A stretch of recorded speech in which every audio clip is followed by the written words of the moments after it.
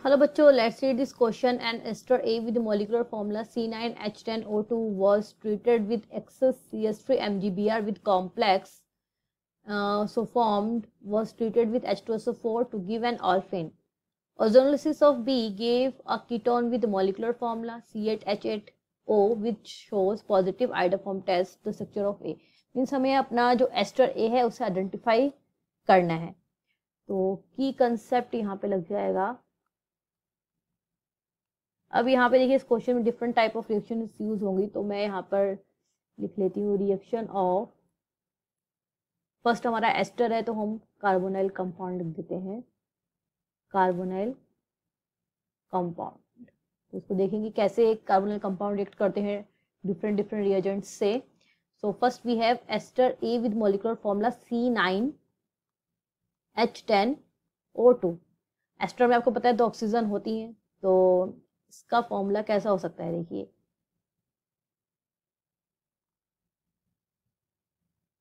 देखिए ये हो गया आपका बेंजीन. थोड़ा ठीक से बना लेते हैं. तो इसका देखिए कितने होगा, C6H5 होगा. इसमें कार्बन 6 होंगे और हाइड्रोजन 5 होंगे, क्योंकि एक हाइड्रोजन को हमने सब्स्टिट्यूट कर दिया है. किससे करेंगे सब्स्टिट्यूट. देखिए C डबल बॉन्ड O. अब देखिए कितने कार्बन बचे, 2 कार्बन बचे हैं और 5 हाइड्रोजन, तो C2H5 यानी कि इथाइल. तो ये हमारा एस्टर हो गया. तो अब देखते हैं ये हमारा ए है यानी हमें नहीं पता. अभी हमने एक बनाया है कि एस्टर ये हो सकता है.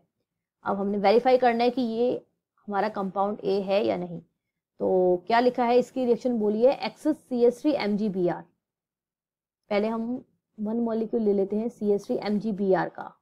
ये क्या होता है आपका ग्रिग्नार्ड रिएजेंट होता है, ग्रिग्नार्ड रिएजेंट. इसमें CS3 पे क्या होता है नेगेटिव चार्ज, क्योंकि मैग्नीशियम क्या है मेटल है, ये पॉजिटिव चार्ज होगा, तो CS3 नेगेटिवली चार्ज होगा. ये किस पे अटैक करेगा, कार्बोनाइल कार्बन पे, क्योंकि वो इलेक्ट्रॉन डेफिशिएंट होता है. और एट द सेम टाइम जो पाई इलेक्ट्रॉन होंगे वो ऑक्सीजन की तरफ शिफ्ट हो जाएंगे, because oxygen is more electronegative. Benzene okay, यहाँ पे C ऑक्सीजन पे नेगेटिव और यहाँ पर है O C2H5 और इस पे कौन ऐड हो गया है आपका CS3.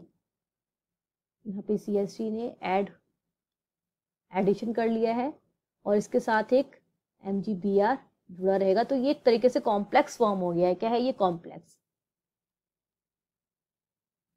अब क्या होगा, ये नेगेटिव चार्ज यहाँ शिफ्ट हो जाएगा और उसी टाइम ये आपका एथोक्साइड ग्रुप निकल जाएगा. एथोक्साइड गुड लिविंग ग्रुप होता है, तो C2H5O नेगेटिव ये क्या हो जाएगा निकल जाएगा. और क्या रह जाएगा यहाँ पर लिख लेते हैं हम.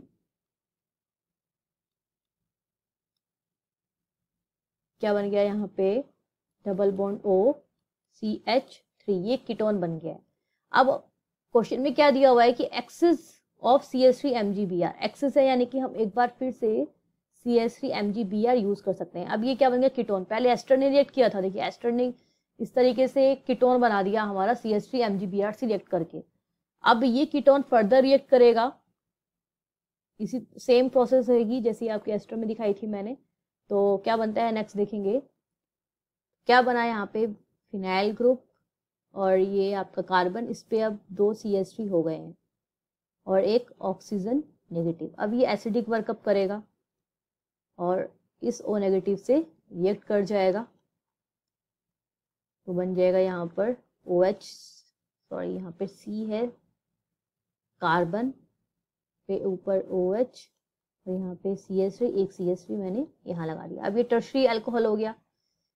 अब टर्शरी अल्कोहल की रिएक्शन हम H2SO4 के साथ करवाएंगे, तो क्या होगा आपका वाटर निकल जाएगा, H2O निकल जाएगा.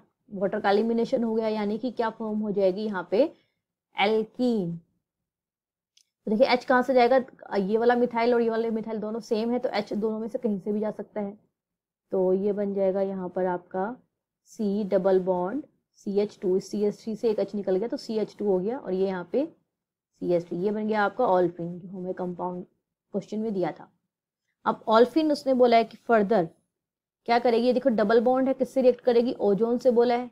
ओजोन जिंक की प्रेजेंस में आपको पता है कि ये करते हैं आपके कार्बोनाइल कंपाउंड बना देते हैं, यानी कि ये डबल बॉन्ड ब्रेक हो जाएगा. एक ऑक्सीजन यहाँ पर, एक ऑक्सीजन यहाँ पर ऐड हो जाएगी. तो हमारा यहाँ बन जाएगा CH3 C double bond O, एक ये बन गया हमारा कंपाउंड, और साथ में HCHO निकल जाएगा, यानी कि मैथनॉल निकल गया। अब इसने बोला है कि जब ओजोन से ये हमारा जो ऑल्फिन बना है ये रिएक्ट करता है, एक कंपाउंड देता है जिसका मॉलिक्यूलर फॉर्मूला होता है C8H8O। अब आप काउंट कर लीजिए कार्बन कितने हैं टोटल, 6 आपके फिनाइल ग्रुप से आ गए, 7 और ये 8 कार्बन हो गए। हाइड्रोजन देखिए फिनाइल में 5 और 3 ये मिथाइल में है, तो 5 + 3 8, एक ऑक्सीजन है, तो यानी कि हमारा कंपाउंड सही बन गया है, ये बी हो गया है। अब फर्दर इसे टेस्ट करने के लिए कि बी हमारा सही है, यानी उन्होंने बोला है क्वेश्चन में कि ये क्या देगा, आइडोफॉर्म टेस्ट देगा, यानी I2 और NaOH साथ रिएक्ट करके ये क्या बना देगा, CHI3 बना देगा, जो कि क्या है कि येलो पीपीटी है। सही बात है भाई, येलो पीपीटी बनाएगा क्योंकि इसमें कौन सा ग्रुप प्रेजेंट है, CH3CO। जहाँ पे CH3CO ग्रुप प्रेजेंट होता है वो आपके आइडोफॉर्म टेस्ट देते हैं, यानी कि ये आइडोफॉर्म टेस्ट देगा, आइडोफॉर्म टेस्ट दे रहा है, सो दैट्स वाई हमारा बी कंपाउंड सही बना है।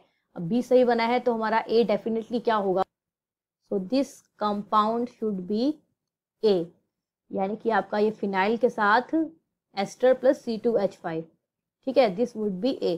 सो ऑप्शन चेक कर लेते हैं, ऑप्शन ए C6H5, ठीक है, C6H5 COO, ठीक है, C2H5, तो option A is the right answer. I hope you understood it well, best of luck.